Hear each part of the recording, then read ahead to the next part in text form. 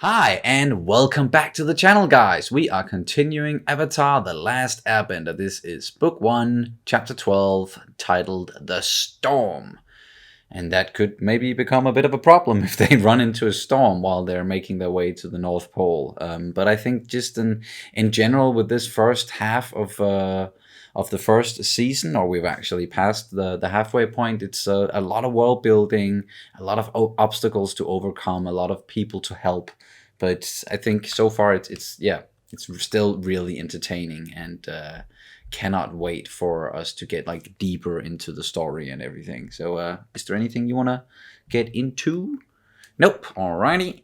Then we're just going to jump into the episode. And you can, of course, always check out our full-length reactions to Avatar: The Last Airbender and all the other shows that we're doing on our Patreon page. The link is down in the description below.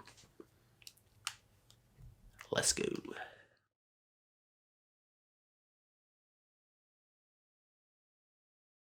So that was chapter 12, The Storm. And while I did enjoy the last episode, this one was just it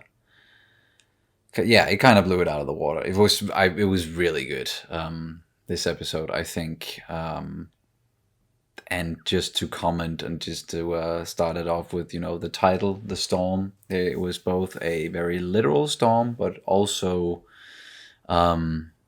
kind of a metaphorical storm that both Zuko and Aang were like experiencing inside of themselves. And we kind of got to go back a little bit and get to see like the last what happened before Aang got encased in the eyes and everything, and what happened to Zuko before he left the Fire Nation to find the Avatar, to redeem himself in his father's eyes.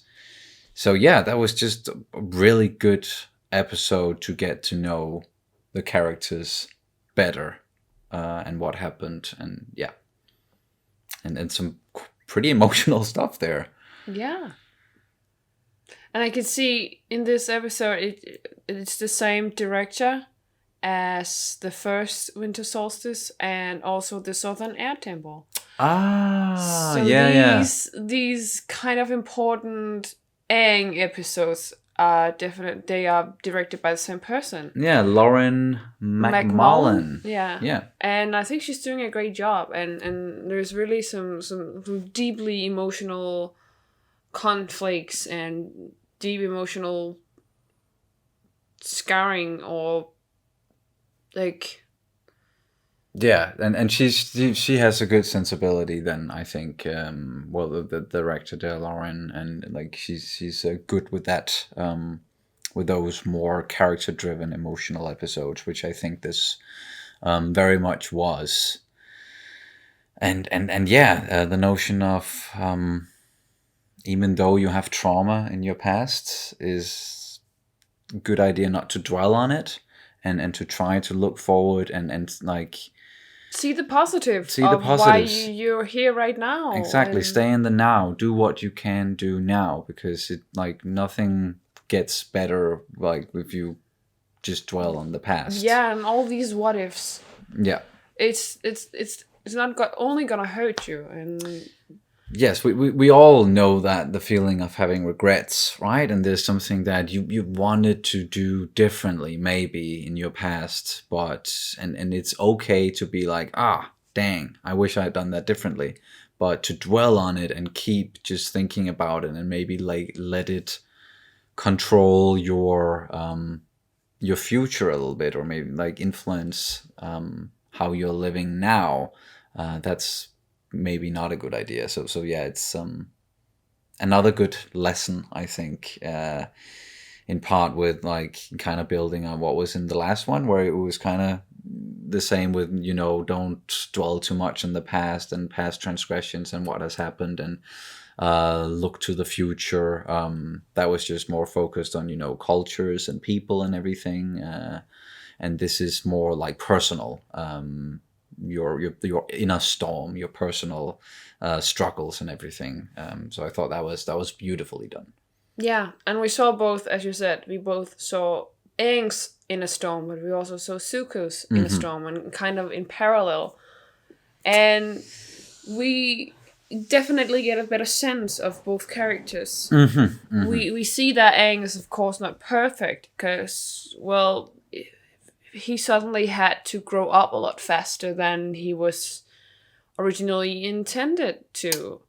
And then he ran into this storm that kind of threw him off guard, and quite literally. Yeah. And then he just disappeared for disappeared. 100 years, and he was only 12 years old when they told him, you are the Avatar, and put that big responsibility on his shoulders, even though, what was it? Like, Gyatso? But Gyatso said that they would have done it, or they would normally do it, would wait to tell him until he was 16 years old or something. So that would have been better, and therefore, as you said, he was kind of forced to grow up. And it came at a time where he was still like fooling around with his friends and having fun and coming up with the air scooter that he was talking about and everything. And as soon as he got the news that you're going to be the Avatar, then everything changed, and that's a lot to handle for a young kid, for a young child, to just be like, hey, one day you're a kid, and the next day it's just like, grow up. Now you're an adult with responsibilities. But I think that's also, some people experiencing some sort of trauma very early on in their lives, you can always feel that it's like they are growing up a lot faster. Yeah. And I think this one is really, really good to tell that kind of story. Like, that you sometimes, some kids are just forced to grow up a lot faster because of some sort of trauma in their lives. It could be bullying, it could be like abusive parents. Yes. And I think it could actually be a little bit the same with Zuko. He was kind of forced to grow up a lot faster because of his father trying to show him definitely anything but nepotism. And that showing him these consequences of him being perhaps a little bit too eager to participate and maybe even to grow up and become responsible. And or it's just like, you're not honoring the traditions, where it's like, this is only for older commanders and people with responsibilities and authority and experience, first and foremost. I think then, like, you're not honoring that, then like that's more important to keep traditions in line than it is to like keep personal relations and like nurturement and like empathy for your own damn son, man. Like, wow, that's some tough shit. And it really forced, as you say, it kind of forced Zuko to grow up or become more adult and definitely more jaded very quickly, because he did seem more like hopeful and young and brash and everything when we saw him in those flashbacks. And now he's like just a very serious how old is he? I think he's about 16 or something. Yeah. 15, 16. He's just a very serious teenager. And yeah, like it's a good, we're all dealing with stuff, and Iroh sitting down and talking to the crew and being like, you don't know what he's dealing with. Yeah, you don't know what he's been through. Like, you're totally right. He shouldn't be saying all this. But you need to be mindful of what he has gone through. And I think that was a beautiful moment as well. And it kind of shows us that, as I said, everybody's dealing with something, and what we need is more of an understanding between us and just communication. Talk to each other instead of just acting out and being like, all right, you shouldn't do that, I'm in the right. You might be in the right, but it's not that cut and dry. No. And sometimes when we understand each other, it's much easier to see where a certain reaction is coming from. Because, of course, there's so many reasons why we do stuff that we do. Yeah. And I think it's very important to at least, push that understanding instead of just then feeling that you have to react very strongly to that and not necessarily have some empathy towards that person. But of course, if they don't share what they're going through, you don't know where this is coming from. No, And that's what Iroh did. He then sat down and talked to them and yes. told. Actually, I think it's the first time we actually got this confirmed, even though we have been getting hints about this before. But it's the first time we really got it, settled that it was the Fire Lord who punished, in a fire duel, punished Zuko, like, directly, yes. And he got that scar from it. Yes, we didn't know who did it before. It was just...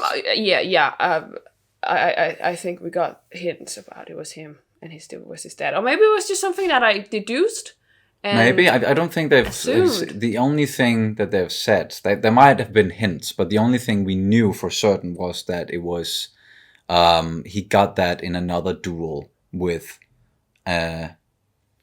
and like an experienced commander or something. I don't remember like the precise wordings, but I'm pretty sure they didn't mention that the Fire Lord gave it to him. Okay, then it was something that I deduced myself then. Yeah? Yeah, because I knew this. Oh, beforehand. Okay. So maybe I've just totally forgotten that Zuko said that it was his father that gave it to him. Maybe not. Maybe I'm just very quick to assume things. Yeah. I thought that was actually one of the points in this. What they were trying to show us with his flashbacks was, one of the twists there was that it was actually his own father, and this whole thing where he had to fight. Like, he didn't just slight that commander that, like, he spoke out of term and everything. He didn't just offend him, he offended the Fire Lord because it happened at his meeting and everything. So I thought that was but yeah, maybe they've told us. Either way, the voice of the Fire Lord, we heard that in this one, and yeah, it's none other than Mark freaking Hamill.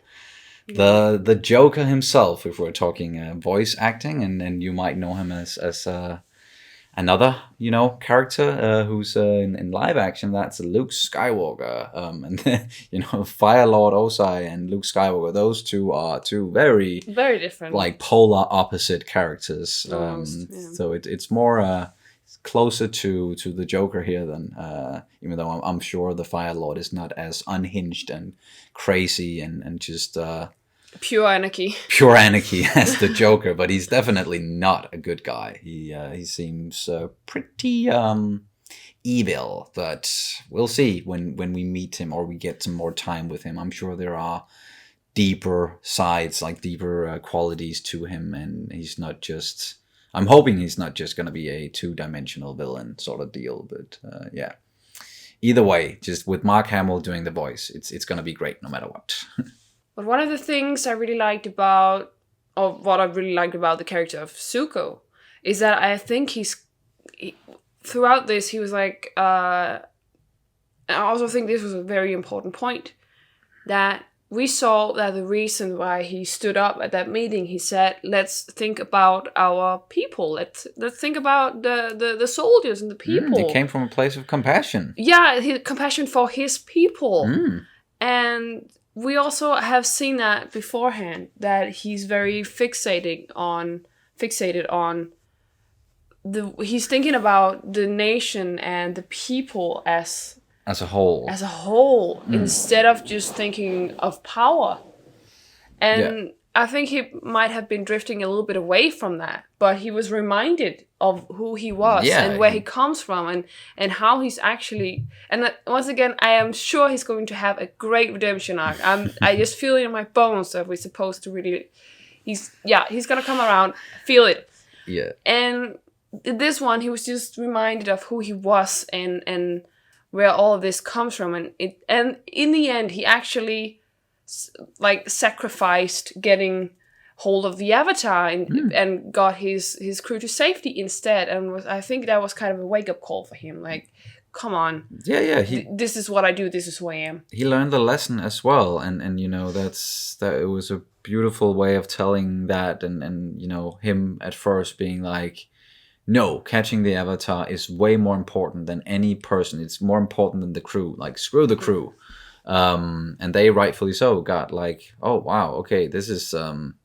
Zuko does not have our best interests at heart. And then Iroh came in and told the story, and through that story, Zuko kind of had that whole like journey there with like a lot of showing a lot of compassion at the meeting and then being punished for it, and that is obviously why he's maybe have strayed away from that, and being like, I need to focus on this one thing so that I can get back into the good graces, or I can get back into the Fire Nation. And it's kind of been his goal, and he's been so focused on it that he totally forgot about the compassion and what actually got him in trouble. And even though, like, Iroh said so himself, that you weren't wrong, Zuko.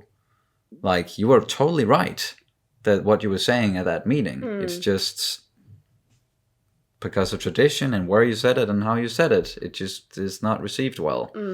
And you shouldn't do that. But you're not wrong at all. Like, you're not wrong in your compassion for your nation and the people therein. Yeah. But it turns out that he actually, because I think this was Zuko's storm as well, or it was Zuko's storm as well, but he got to the eye of the storm.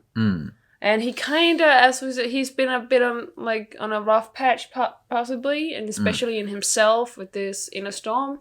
And then suddenly he got his way back into the eye of the storm. He found himself, and he centered himself. Yeah.